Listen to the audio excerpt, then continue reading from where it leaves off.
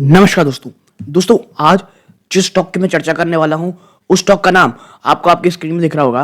Stock का नाम है Amara Raja energy and mobility limited. Okay, और लास्ट ट्रेडिंग सेशन में 0.41% गिरावट हुई है और 1000 रुपीज के स्टॉक लगभग नीचे क्लोज दिया है। लेकिन बात ये नहीं है कि ये 1000 रुपीज के नीचे है या 1000 रुपीज के ऊपर है।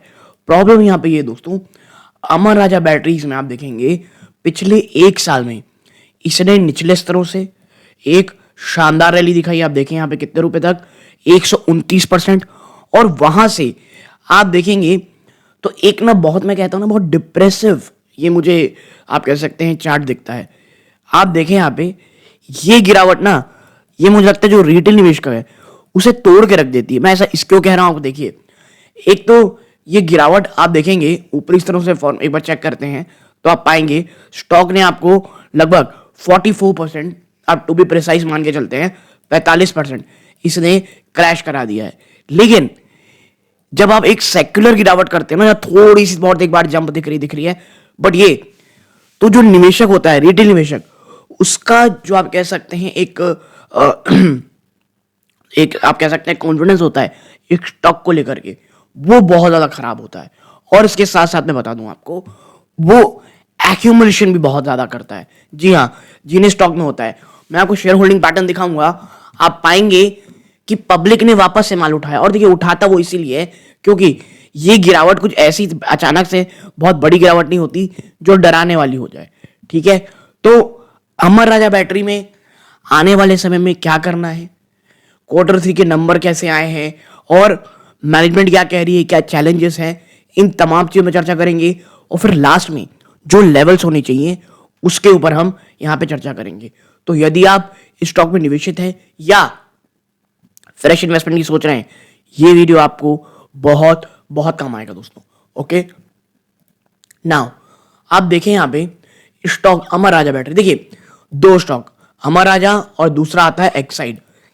ये आप पाएंगे कि ये दोनों ही स्टॉक निवेशक अपने पोर्टफोलियो में रखता है और ये ना बहुत लंबे लंबे समय तक एक नेगेटिव रिटर्न देते हैं या कोई भी रिटर्न नहीं देते हैं।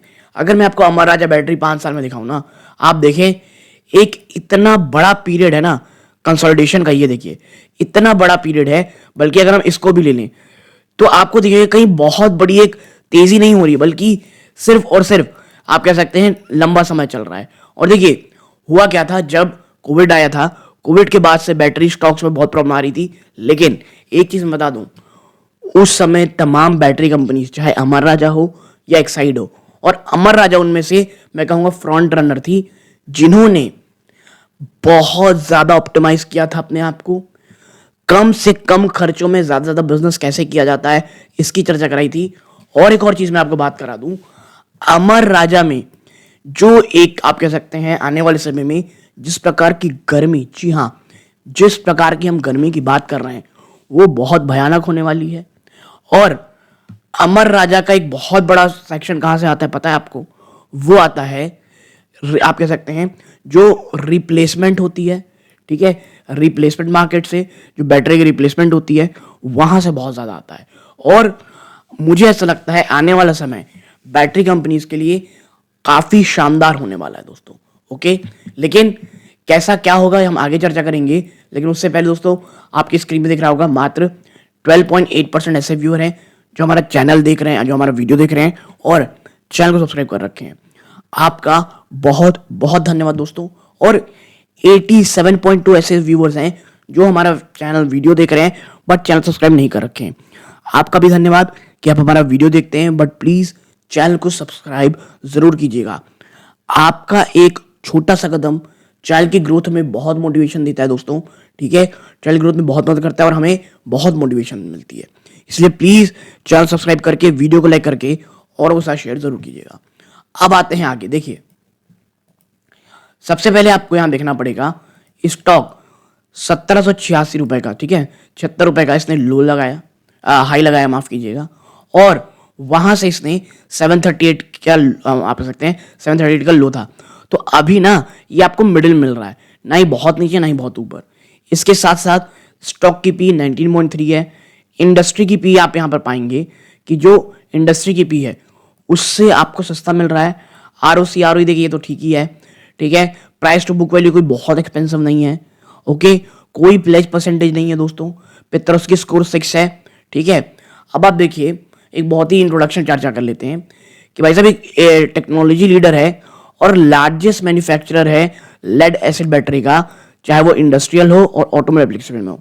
और मैं बता दूं जिनको नहीं पता, टेलीकॉम में भी अमर राजा का जो हमारा जो आप कह सकते हैं टेलीकॉम में जो बैटरीज लगती हैं जनरेटर में, उनका भी बहुत बड़ा सप्लायर है, ओके। तो अमर राजा के बिजनेस प्रॉब्लम नहीं है। और देखिए अगर मैं आपको यहाँ की क्वार्टरली नंबर दिखाऊं, आप यहाँ देखेंगे 3,164 रुपए, ठीक है। जो एक साल पहले के से आप देखेंगे तो यहाँ पे ठीक ठाक सा जंप है। आपका जो नेट प्रॉफिट है वो 2,500 करोड़ 250 करोड़ से ऊपर का हल्का सा था, वो बढ़ करके 312 रुपए हो गया है, 312 करोड़ हो गया है। आपकी ईपीएस 17 रुपए के भी ऊपर चली गई है। और ये इतने अच्छे रिजल्ट के बावजूद तेजी आई, और फिर क्या होता है, बाजार में एक बड़ी गिरावट के साथ अमर राजा में भी गिरावट होती है, ठीक है। कंपनी टाई अप भी की है पियाजियो के साथ दोस्तों, 3 व्हीलर बनाने के लिए जो बैटरी की आती हैं। और अगर मैं आप बताऊं ना, यहाँ पे आप देखें नोट्स पे नजर डालते हैं, देखिए यहाँ पे हमने जो ऊपर चर्चा की हुई है कि ये क्या कह सकते हैं आप, कंसल्टेंट रेवेन्यू बढ़ोतरी, लेकिन देखिए जो लेड एसिड बैटरी का बिजनेस है ना, वो 96% कॉन्ट्रीब्यूट किया है टोटल रेवेन्यू में, और ग्रोथ है लगभग 9% की ईयर ऑन ईयर, एक स्ट्रॉन्ग वॉल्यूम्स में। कंपनी का जो 4 wheeler after market volume growth है वो भी 11% में रहा है, जबकि ओईएम ओरिजिनल इक्विपमेंट मैन्युफैक्चरिंग की जो ग्रोथ है 4 व्हीलर की सेगमेंट की, वो काफी हद तक म्यूटेड रही है। यानी कि 4 व्हीलर में आपको थोड़ी सी आप कह सकते हैं एक म्यूटेशन, एक आप कह सकते हैं एक ठहराव देखने को मिल रहा है। 2 व्हीलर सेगमेंट में अगर आप देखोगे 8 में, उसमें ग्रोथ शानदार देखने को मिल रही है, लगभग 16-17%। मैंने कहा था 2 व्हीलर कंपनी के लिए बहुत अच्छा कामयाब, एक कह सकते हैं बहुत सक्सेसफुल एक वेंचर साबित हो रहा है। इंडस्ट्रियल सेगमेंट ने भी एक शानदार ग्रोथ दिखाई है, कहां पर, चाहे वो यूपीएस हो और एक्सपोर्ट हो, ठीक है। आप देखें जो न्यू एनर्जी बिजनेस का रेवेन्यू है उसमें गिरावट आई है कितनी, 20% की एक साल पहले, ठीक है। और ऐसा इसलिए हुआ है ओईएम में थोड़ी सी आप कह सकते हैं चेंजेस देखने को मिल रही है। अब आते हैं कहां पर, अब आते हैं मार्जिन को। देखिए तो देखिए मार्जिन का ही मानना है जो ग्रॉस मार्जिन है वो काफी हद तक आप सकते हैं एक डिक्लाइन देखने को मिल रहा है। क्यों, कॉस्ट में बढ़ोतरी हो रही है, एलॉय मेटल में बढ़ोतरी हुई है, चाहे वो टिन हो, एंटीटोमी हो, और पावर कॉस्ट ना आंध्र प्रदेश गवर्नमेंट के कारण जो रिवाइज किया गया उसने एक बड़ा परेशान किया। अच्छा मैं आपको बता दूं, अमर राजा बैटरी एक लौती ऐसी कंपनी जो मैंने देखा है जो गवर्नमेंट की पॉलिसी का बहुत ज्यादा मार खाई है। और पिछली जो गवर्नमेंट रही उसने जिस प्रकार का हाल किया था ना अमर राजा को, बहुत कम इतिहास में ऐसी कंपनियां रही हैं जो इतना शानदार बाउंस बैक की हैं, ओके। आप देखें ऑपरेटिंग मार्जिन इंपैक्ट हुआ था 1 से 1.2% का, with expectation of further provisions impacting margin bye additional 0.445 Q4। यानी जो Q4 के जो नंबर्स आएंगे ना, वहां आपको थोड़ा बहुत मार्जिन में इरोजन देखने को मिलेगा, ठीक है। मैनेजमेंट एक्सपेक्ट कर रही है कि जो हाई पावर कॉस्ट है उसको मिटिगेट करने के लिए वो increase to rural energy procurement in the future, आने वाले समय में जो हमारा जब बैटरी है वो ग्रीन एनर्जी की तरफ जाएगी, ताकि जो पावर का जो कंजम्पशन है उसे कम से कम किया जा सके, ठीक है। और अगर हम आगे चलें कुछ अन्य तमाम चीज़ों के ऊपर, स्पेशली मेरा जो नज़र रहेगा वो न्यू एनर्जी डेवलपमेंट में अमर राजा में। तो देखिए जो पहली ट्रेंच है कमर्शियल डिलीवरीज की फॉर 2 व्हीलर बैटरी पैक, ये कमेंस की जा चुकी है, ठीक है। जो लोकलाइजेशन था पोर्टेबल चार्जर का 2 से 3 व्हीलर एप्लीकेशन का, ये भी कंप्लीट किया जा चुका है। और पहली गीगा फैक्ट्री एनएमसी सेल की एक्सपेक्ट की जा रही है कि अपना ऑपरेशन कमेंस कर लेगी लेट 2026 में या अर्ली 26 में, यानी इस साल भी बात नहीं कही जा रही है, नेक्स्ट के साल यानी 2026 के आखिरी में, या आप कह सकते हैं 27 के अर्ली में, ठीक है। अब आते हैं एक और सेगमेंट, टेलीकॉम सेगमेंट। और मैं कहता हूं कि लोग ना कभी अमर राजा बैटरी के टेलीकॉम सेगमेंट को लेकर के ज्यादा उत्साहित नहीं रहते हैं। देखिए टोटल सेगमेंट रेवेन्यू ना ये 10 से 11% टोटल रेवेन्यू होगा, और ईयर ऑन ईयर भी इसमें आपको डिक्लाइन देखने को मिल रहा है, about 25% lead acid battery sales. और जो transaction and lithium ion batteries ongoing with expectation और कन्वर्जन इन टेलीकॉम सेक्टर। देखिए लेड एसिड बैटरी में ना अब यहाँ से हट करके लोग लिथियम आयन में जा रहे हैं, ठीक है, और कंपनी भी आने वाले समय में ट्रांजेक्शन देखेगी। तो टेलीकॉम में जो आप कह सकते हैं वीकनेस है, गिरावट है, वो भी हटता दिखाई देगा। लिथियम आयन बिजनेस आउटलुक, जो रेवेन्यू है लिथियम आयन बैटरी पैक्स में, ठीक है, और चार्जर का, वो लगभग 500 करोड़ रहा है लास्ट ईयर में, with expectation of a 10% increase this year. जो इनिशियल रेवेन्यू एक्सपेक्ट किया जा रहा है एनएमसी सेल प्लांट से, ये लगभग 70 से $75 पर किलोवाट आवर प्राइसिंग रहेगा with a face capacity ramp up, ठीक है। तो जो लिथियम आयन बिजनेस है दोस्तों, वो करेगा तो अच्छा, लेकिन अभी काफ़ी हद तक मुझे ऐसा लगता है समय लगेगा कंपनी का। अगर हम कैपेक्स प्लान की अगर हम चर्चा करें कि भाई साहब कैपेक्स प्लान क्या है कंपनी का, तो यहाँ साफ साफ देखने को मिलता है कि कंपनी हमसे कहती है कि टोटल कैपेक्स जो करंट ईयर का है वो प्रोजेक्ट ये किया जा रहा है लगभग 1 मिनट में थोड़ा इसे ठीक कर लें, कहा यह जा रहा है 1 मिनट, हाँ, वो लगभग कहा जा रहा है अराउंड रहेगा 400 करोड़ का, और एडिशनल 200 से 300 करोड़ किया जाएगा नई एनर्जी में। अगले साल का कैपेक्स एक्सपेक्ट किया जा रहा है 1000 करोड़ होगा, जिसमें 300-400 करोड़ लेड एसिड में, 500-600 करोड़ नई एनर्जी में। यानी देखिए कंपनी लेड एसिड को छोड़ नहीं रही है, वो लगातार नई जगह इनिशिएटिव कर रही है, बट लेड एसिड उसे पता है ब्रेड एंड बटर है। नाउ मार्केट शेयर और कॉम्पिटेटिव कंपोजिशन। मार्केट शेयर दोस्तों आफ्टर मार्केट में एस्टिमेट किया जा रहा है लगभग 33 से 34% है, और हायर मार्केट शेयर जो है दोस्तों, हायर शेयर कहाँ है, टू व्हीलर में 35-36 और टेलीकॉम में 57 से 58। नाउ मैनेजमेंट ये बिलीव करती है कि अभी स्टेबल मार्केट शेयर है, और ये पोटेंशियल गेन भी आपको यहाँ देखने को मिले मार्केट शेयर में, कहाँ पर, आफ्टर मार्केट में। क्यों? जो रिसेंट ग्रोथ डेवलपमेंट हुई है। अब बात कर लेते हैं क्या कि कंपनी का चैलेंज क्या क्या है, ठीक है, क्या चैलेंजेस हैं और क्या क्या हेडविंड्स हैं।